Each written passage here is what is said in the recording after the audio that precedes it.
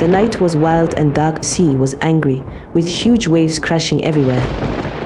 The ocean roared like a wild beast, waves slamming against the ship as thunder cracked through the sky. A young couple held their newborn tightly, their faces streaked with tears. The baby had golden hair that shone even in the darkness. The ship was sinking fast, and they knew there was no escape. With trembling hands, they placed their golden-haired baby into a small woven basket, praying silently to the gods of the sea. The couple were scared but made a brave decision.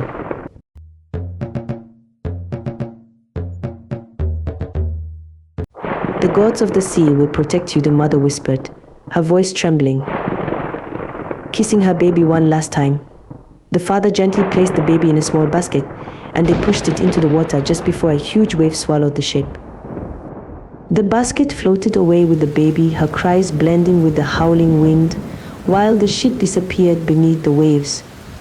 Far below the surface, Queen Moreo, a mermaid with scales that glimmered like the stars, witnessed the tragedy from the ocean's surface. She was curious about the human world, even though she knew it was dangerous. She tried to rescue the victims drowning, but she was too late. There and then she saw a basket bobbing on the waves. When she saw the basket floating in the water, she swam closer. Inside, she found a baby girl, her golden hair glowing faintly under the stormy skies, staring at her with big, innocent eyes. The baby's golden hair made her look magical. Queen Moreo felt something in her heart. She had longed for a child for years but could not conceive. "This is a blessing," she said softly, picking up the baby into her arms. With a flick of her tail, without a second thought, she swam deep into the sea, taking the baby to her palace. The underwater palace was magnificent, with walls of coral and glowing seaweed lighting every corner. Queen Moreo carefully snapped the baby into her private chamber. She kept the baby hidden in her chamber and named her Sewa, which means blessing. At night, she sang magical songs to calm her to sleep.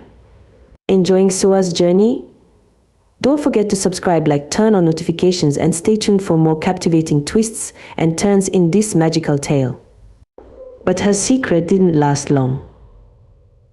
One day, King Ajala, the Mermaid King, discovered the baby. His face was full of anger. "You brought a human child here. Have you forgotten how dangerous humans are?" he shouted. "Humans are our enemies. Send her back to where she came from. She is just a baby," Queen Moreo begged. "She has done nothing wrong. Please let me keep her." "We have no child of our own," the king sighed but agreed. He called the palace wise merfolk, an old and wise mermaid, to perform a special ritual. The wise mermaid used magic to give Sewa the abilities of the mermaid, gills to breathe underwater, and a shimmering tail.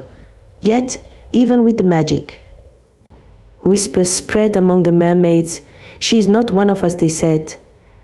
But Sewa's charm melted their hearts, and they accepted her as their princess. But even with the magic, Sewa was still part human. Sewa grew up in the palace and was loved by the queen. The other mermaids didn't trust her at first because they thought she wasn't born like them.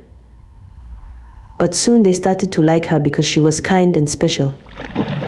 Queen Moreo taught her how to swim and warned her not to swim to the shores of the sea.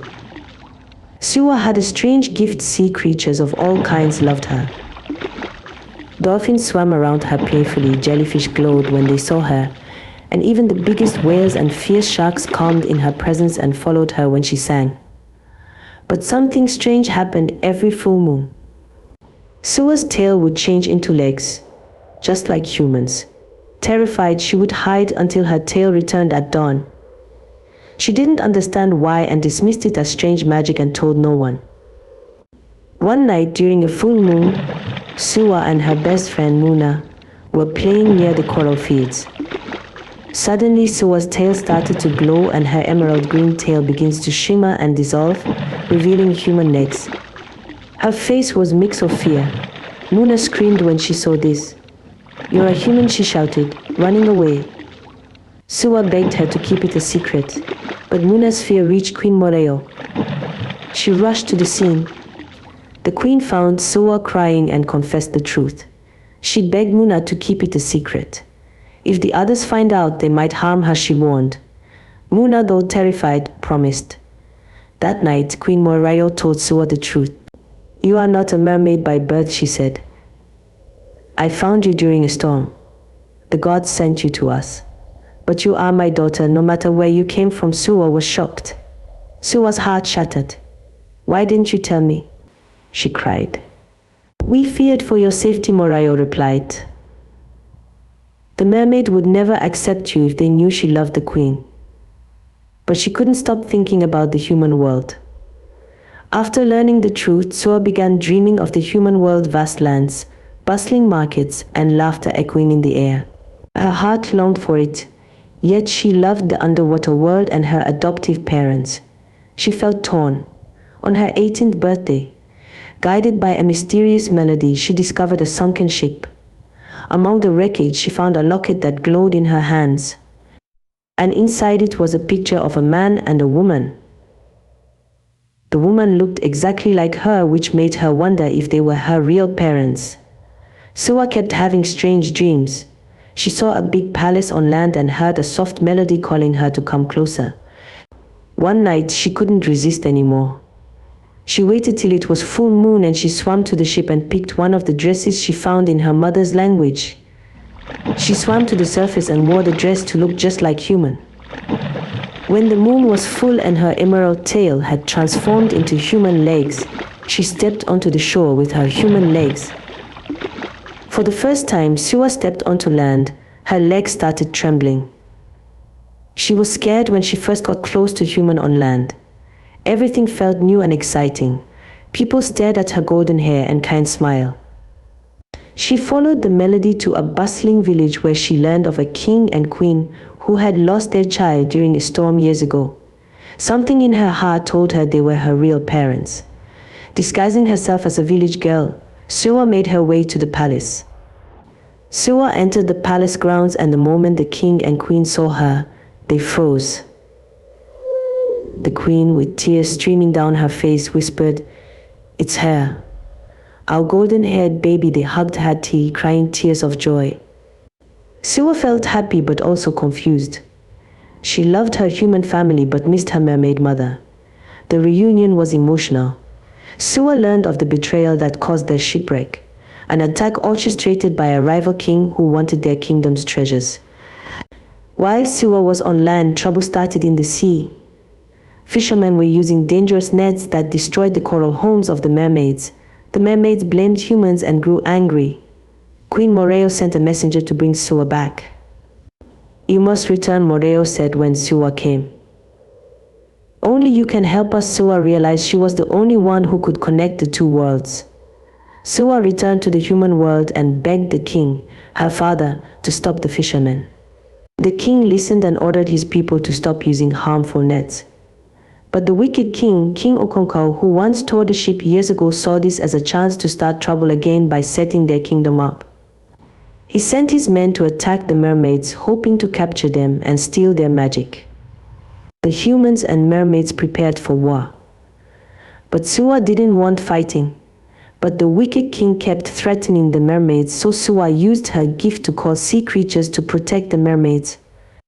The mermaids and creatures fought off the wicked king's warriors. The humans wielded sharp nets and weapons, while the mermaids summoned sea creatures to protect their home.